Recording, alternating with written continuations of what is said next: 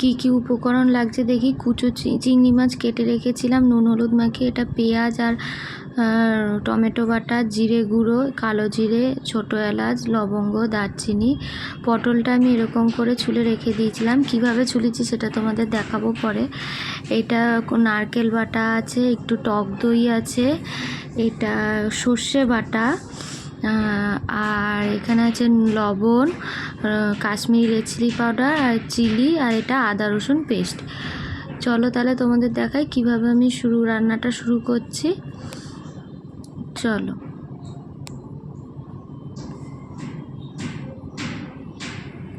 প্রথমে কড়াইতে তেল গরম করে দিয়েছি, একটু সর্ষের তেল দিয়েছি। এই রান্নাটা সর্ষের তেলেই ভালো লাগে। এরপর তেলটা দেখেছো গরম হয়ে গেছে। তারপর আমি চিংড়ি মাছগুলো কেটে রাখা নুন হলুদ মাখিয়ে রেখেছিলাম, সেই চিংড়ি মাছগুলো দিয়ে দিলাম। চিংড়ি মাছগুলো খুব একটা ডিপ ফ্রাই করব না, হালকা ফ্রাই করব। ডিপ ফ্রাই করলে চিংড়ি মাছটা শক্ত হয়ে যাওয়ার চান্স আছে, তো সেই জন্য আমি একটু হালকা করে ভেজে নেব। এবার দেখতেই পাচ্ছ চিংড়ি মাছটা হালকা করে একটু ভাজা ভাজা হয়ে এসেছে, একটু হালকা রেড রেড হয়ে এসেছে। তো এবার চিংড়ি মাছটা ভাজা হয়ে যাবে। তো এবার আমরা চিংড়ি মাছটা তুলে নেব।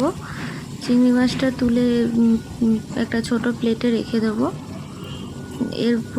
কারণ বেশি চিংড়ি মাছ ভাজলে চিংড়ি মাছগুলো শক্ত হয়ে যায়, তাই একটু কম ভেজেই চিংড়ি মাছগুলো তুলে নিলাম। এবার তেলে দিয়ে দেবো একটু কালো জিরে, অল্প করে পরিমাণ মতো। আর ওই তেলেই আমি চিংড়ি মাছের ভাজা তেলেই রান্নাটা করব, তাহলে সেন্টটা খুব ভালো হবে, রান্নার গন্ধটা। এরপর দিয়ে দিলাম আমি সর্ষে বাটাটা, দিয়ে হালকা করে একটু নাড়াচাড়া করে নেবো সর্ষে বাটাটা দিয়ে। যেহেতু আমি চিংড়ি মাছের ভাজার তেলেই সর্ষে বাটাটা দিয়েছি, তাই আলাদা করে এখানে কোনো তেল অ্যাড করব না, তাতে গন্ধটা রান্না ভালো হবে। এরপর দিয়ে দিলাম আমি নারকেল বাটা, 3 চামচ মতো নারকেল বাটা আমি এখানে দিয়ে দিলাম। আমার যেহেতু অল্প পটল আছে, 4টে পটল, সেহেতু আমি পরিমাণ মতন 3 চামচ নারকেল বাটা দিয়েছি। তোমাদের বেশি হলে তোমরা বেশি দিতে পারো। এবার দিয়ে দেবো স্বাদ মতো নুন। তারপর দিয়ে দিলাম কাশ্মীরি রেড চিলি পাউডার। এটাতে ঝাল হবে না, জাস্ট কালারের জন্য। যেহেতু আমার ছেলে এই রান্না একটু হলেও খাবে, অল্প হলেও, তো সেই জন্য আমি বেশি ঝাল দেব না, বেশি চিলি পাউডার অ্যাড করিনি।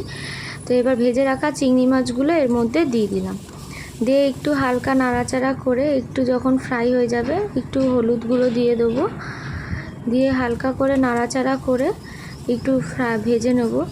কারণ এটা খুব বেশি মানে ভাজা যাবে না, তাহলে তলায় কড়াইতে লেগে যাওয়ার চান্স আছে। সেই জন্য হালকা করে একটু ভেজে নিয়েছি। দেখতেই পাচ্ছ খুব বেশি একটা ফ্রাই করব না, এটা খুব বেশি লাগেও না ফ্রাই করতে, নাহলে পুরটা একটু লাল লাল হয়ে যাওয়ার ভয় থাকবে, সেটা দেখতেও ভালো লাগে না, তাই একটু হালকা করে ভেজে নিয়েছি। এবার প্লেটে তুলে নিয়েছি আমি পুরটা ভেজে। এরপরে তোমাদের দেখাই চলো কিভাবে আমি পটলটা ছুলেছি। প্রথমে একটা ছুরি দিয়ে পটলটা ঠিক আমি এরকমভাবে উপরে খোসাটা ছাড়িয়ে নিয়েছি। অনেকে চাইলে পুরো খোসাটাই ছাড়িয়ে নিতে পারো, বাট আমার এরকমভাবে করলে একটু সুবিধা হয়, দেখতেও ভালো লাগে, তো সেই জন্য আমি এরকমভাবে ছাড়িয়ে নিয়েছি। তোমরা চাইলে পুরোও ছাড়িয়ে নিতে পারো। তো মাথাটা একটু মোটা করে কাটবে, আর আরেক দিকের মাথাটা একটু কম কাটবে। এবার একটা চামচ নিয়ে দেখো আমি ঠিক এরকম আস্তে আস্তে করে পটলের ভেতরে যে দানাটা আছে সেটা বার করে দিচ্ছি।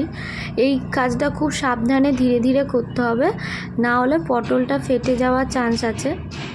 এবার যেহেতু পটল ফেটে গেলে পুরটা বেরিয়ে যাবে, তাই খুব সাবধানে সময় নিয়ে আস্তে আস্তে এই জিনিসটা করতে হবে। আমি পটলের দানাগুলো একটা বাটিতে রেখে দিয়েছি। তোমরা চাইলে কেউ পটলের দানাগুলো ভেজেও খেতে পারো, আবার অনেকে পটলটা পেস্ট করেও এই পুরের ভিতর ঢুকিয়ে দেয়, তা আমি এটা দিইনি। আমি নারকেল দিয়ে পুরটা বানিয়েছি। আমি খুব আস্তে আস্তে, দেখতেই পাচ্ছ পটলের ভেতরে এটা বার করে নিয়েছি। এইবার আমি এর ভিতর পুরগুলো আস্তে আস্তে ঢুকিয়ে দেবো। আমি পটলটা আগে থেকে ধুয়ে পরিষ্কার করে রেখে দিয়েছিলাম। এবার আমি আস্তে আস্তে এর ভিতর পটলটা পুরটা ঢুকিয়ে দেবো। তো তোমরা খুব বেশি চেপে পুরটা এখানে ঢোকাবো না, খুব মানে অল্প করেই পুরটা দেবো, কারণ বেশি চেপে এর ভিতর ঢোকালে যখন পটলটা ভাজা হবে, পটল ভাজার পর পটলটা যেহেতু একটু নরম হয়ে যায়, তো নরম হয়ে গেলে পুরটা ঠেলে বেরিয়ে যাওয়ার ভয় থাকে। তো সেই জন্য আমি একটু অল্প করে পুরটা ভরবো, যাতে পুরটা না ভেতর থেকে বেরোয়, মশলাটা যাতে না বেরোয়। এবার পটলের ওই কেটে রাখা অংশটা দিয়ে টুথপিক দিয়ে আমি মাথাটা গেঁথে দেবো, যাতে ওই জিনিসটা ভেতর থেকে মশলাটা না বেরোয়। দেখো আমার 4টে পটল আমি আগে থেকেই 3টে রেডি করে রেখেছিলাম। এবার আমি একটু নুন আর হলুদ দিয়ে আস্তে আস্তে খুব ধীরে ধীরে এই কাজগুলো করতে হবে, না হলে মশলা বেরিয়ে যাওয়ার ভয় থাকবে আর পটলটা ভেঙে যাওয়ার ভয় থাকবে। তো আমি এবার কড়াইতে তেল গরম করতে দিয়েছি, সর্ষের তেল। এই তেলে এবার আমি আস্তে আস্তে, তেলটা গরম হবে, তেলটা গরম হলে আমি আস্তে আস্তে এর মধ্যে একটুখানি লবণ দিয়েছি যাতে তেলটা ছিটকে না আসে। তো এবার আমি আস্তে আস্তে পটলগুলো এর মধ্যে ছেড়ে দেবো। খুব একটা বেশি ফ্রাই করার প্রয়োজন নেই এখানে, পটলগুলো হালকা ফ্রাই করে নেবো। আর খুব ধীরে আস্তে আস্তে নাড়াচাড়া করতে হবে, কারণ বেশি নাড়াচাড়া করতে গেলে পটলটা ভেঙে যেতে পারে, যেহেতু ভাজার সময় ভাজলে পটলগুলো একটু নরম হয়ে যাবে। আর পটলের যে মুখগুলো আমি লাগিয়েছি টুথপিক দিয়ে, তো সেইটাও খুলে যাওয়ার ভয় থাকবে। তাই খুব ধীরে ধীরে আস্তে আস্তে নাড়াচাড়া করতে হবে। এবার একটু হালকা ভাজা হয়ে গেছে, দেখতেই পাচ্ছ। এবার আমি আস্তে আস্তে পটলগুলো আস্তে আস্তে ঠিক তুলে নেব। আমার এখানে 2-1টা খুলে গেছে পটলের, তো ওগুলো আমি পরে লাগিয়ে নেব। দেখতেই পাচ্ছ হালকা ব্রাউন কালারের হয়েছে। তো আমি এরকম আস্তে আস্তে জিনিসটা আমি পটলটা তুলে নিই। এরপরে দেখো আমরা কিভাবে এটা পটলের দোরমাটা রান্না করি। তাহলে বুঝতেই পারছো আমি আজকে কী রান্না করছি, পটলের দোরমা। এবার এই তেলেই আমি একটু 2টো এলাচ, লবঙ্গ, দারচিনি আর কেটে রাখা কাঁচা লঙ্কাটা দিয়ে দেবো। সবাই ঝাল মতন দেবে, আমি পেস্ট করে কাঁচা লঙ্কাটা দিইনি, যেহেতু ছেলে খাবে সেহেতু আমি বেশি ঝাল দেব না। যার দরকার হবে সে খাবার সময় কাঁচা লঙ্কাটা মেখে খেতে পারবে, সেই জন্য আমি গোটা কাঁচা লঙ্কা একটু অল্প চিড়ে আমি দিয়ে দিয়েছি। এরপর দিয়ে দেবো পেঁয়াজ টমেটো পেস্টটা, যেটা আমি বেটে রেখেছিলাম, পেঁয়াজ টমেটোর পেস্টটা দিয়ে দেবো। একটা ছোট সাইজের পেঁয়াজ আর একটা ছোট সাইজের টমেটো নিলেই হয়ে যাবে। তোমাদের পরিমাণ মতন তোমরা নেবে। আমার এখানে যেহেতু কম পটল ছিল সেই জন্য আমি একটা ছোট পেঁয়াজ আর ছোট টমেটো নিয়েছি। এবার মশলাটা আমি কষাবো। এরকম আস্তে আস্তে একটু মশলাটা কষা হলে, মশলার থেকে যখন তেল ছেড়ে যাবে, দেখতেই পাবে মশলা থেকে আস্তে আস্তে যখন তেল ছেড়ে যাবে, তখন আমি জিনিসটা পটলটা এর মধ্যে দেবো। এবার আমি দিয়ে দেবো আদা রসুন পেস্ট।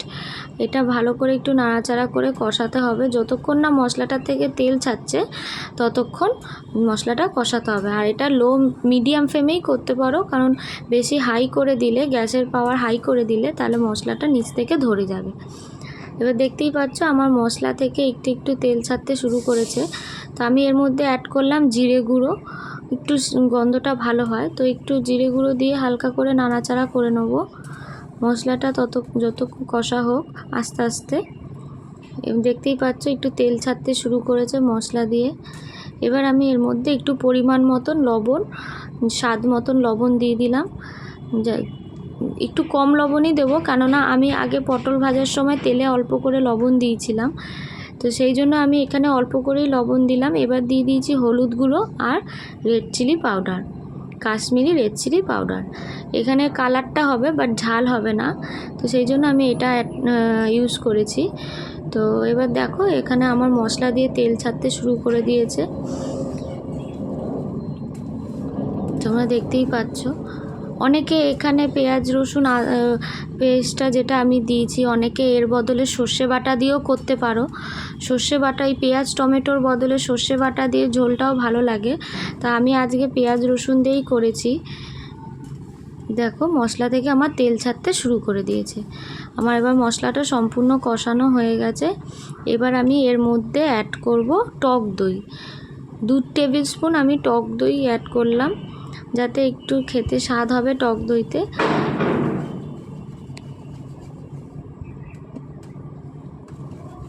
দেখো আমি টক দইটা দিয়েই কিন্তু ভালো করে নাড়াচাড়া করে নিতে হবে, যাতে অল্প করে আমি জল মিশিয়ে দেবো, যাতে মশলাটা তলা থেকে ধরে না যায়। তো এইভাবে একটু নাড়াচাড়া করার পর দেখো আমার সম্পূর্ণ তেল ছেড়ে গেছে মশলা থেকে, তার মানে আমার মশলাটা ভালো করে কষানো হয়ে গেছে। তো এইবার আমি এর মধ্যে অ্যাড করে দেবো ভেজে রাখা সেই পটলগুলো। দেখো আমি আস্তে আস্তে এই পটলগুলো খুব আস্তে আস্তে তোমাদের ছাড়তে হবে সবাইকে, কেননা পটলটা যদি ভেঙে যায় তাহলে খেতে ভালো লাগবে না। ভেতরের মশলাটা পুরো বেরিয়ে যাবে, চিংড়ি মাছের পুরটা দেওয়া পুরো বেরিয়ে যাবে, সেই জন্য আস্তে আস্তে আস্তে আস্তে কাজ করতে হবে, খুব বেশি নাড়াচাড়া করা যাবে না। তো এবার আমি পটলগুলো দিয়ে দেখো আমি একটু ফুটছে, এবার হালকা করে একটু এদিক ওদিক নাড়াচাড়া করে নেব, দিয়ে আমরা এবার একটা ঢাকনা দিয়ে আমি ঢেকে দেবো একটু যাতে সেদ্ধ হয়। তো দেখো আমি ঢেকে দিয়েছি, কিছুক্ষণ ঢাকার পর 10 মিনিট ঢাকার পর আমি ঢাকনাটা খুলে দেখলাম আমার সম্পূর্ণ রেডি হয়ে গেছে পটলের দোরমা চিংড়ি মাছ দিয়ে।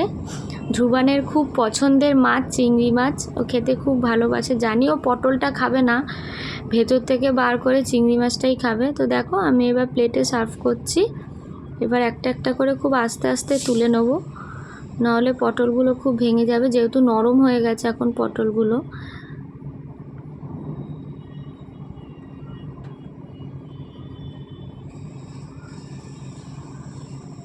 ধ্রুবান তো এখনও ঘুমাচ্ছে, তো ধ্রুবান এখন জানে না যে আমি এটা রান্না করছি, ঘুম থেকে উঠে যখন দেখবে যে আমি কি রান্না করেছি ওর জন্য, ও দেখে খুব আনন্দই পাবে। তো সেই ভিডিওটাও তোমাদের সাথে শেয়ার করব, তো তার জন্য চ্যানেলটা সাবস্ক্রাইব করতে হবে। দেখো আমার পটলের দোরমা রেডি। হ্যাঁ চলো তাহলে টাটা বাই বাই, ভালো থেকো সবাই।